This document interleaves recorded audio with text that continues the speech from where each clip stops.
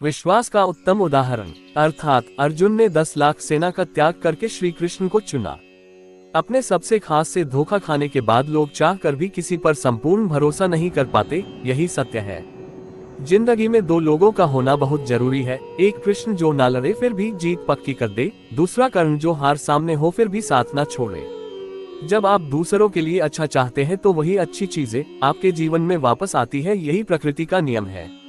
धर्म केवल रास्ता दिखाता है, लेकिन मंजिल तक तो कर्म ही पहुंचाता है।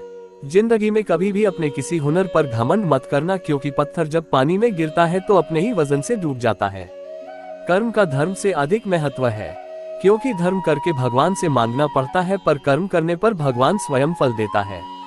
कर्म का फल व्यक्ति को उसी तरह ढूंढ लेता है जैसे कोई बछड़ा सैकड़ों गायों के बीच अपनी मां को ढूंढ लेता है।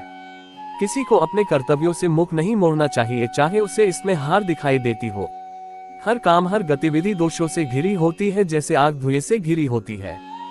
जो मिल रहा है तुम्हें वही तुम्हारे लिए बेहतर है, ये तुम नहीं जानते, पर देने वाला बखूबी जानता है। इच्छाओं का त्याग करना ही खुशी का सबसे बड़ा कारण है। इंसान के बर्बाद होने के 6 कारण हैं: नींद, गुस्सा, डर, थकान, आलस्य और काम टालने की आदत। जब तकलीफ हो जीने में तो श्री कृष्ण को बसा लो सीने में।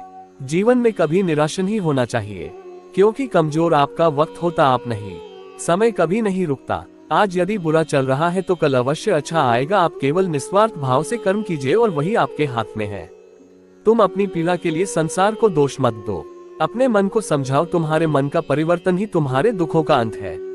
सुख दुख का आना जाना सर्दी गर्मी के आने जाने के जैसा ही है, इसलिए इन्हें सहन करना सीखना ही उचित है। बुरा वक्त आपको जिंदगी के उन सच से सामना करवाता है जिनका आपने अपने अच्छे वक्त में कभी ख्याल भी नहीं किया होता है। श्री कृष्ण उन्हीं के हैं जो श्री कृष्ण के हैं। भगवान तो बस प्रेम भक्ति के भूखे हैं। जो भी उनकी भक्ति में लीन होता है, जो भी प्रेम से उन्हें याद करता है, वो सदैव उसका कल्याण करते हैं। जीवन में आधे दुख इस वजह से आते हैं क्योंकि हमने उनसे आशाएं रखी जिनसे हमें नहीं रखनी चाहिए थी। कोई भी कारण हो, कोई भी बात हो, चिढ़ो मत, गुस्सा मत करो, जोर से मत बोलो, मन शांत रखो, विचार करो, फिर निर्णय लो। आवाज से आवाज नहीं मिटती, बल्कि चुप्पी से मिटती है। तकलीफ सिर्फ आपको होगी, दुख भी आपको ही होगा। मन शांत रखोगे तो सुख भी आपको ही मिलेगा। समस्या आती है तो उसका अंत भी निश्चित है। संबंध बड़ी बड़ी बातें करने से नहीं, छोटे छोटे भाव को समझने से गहरे होते हैं।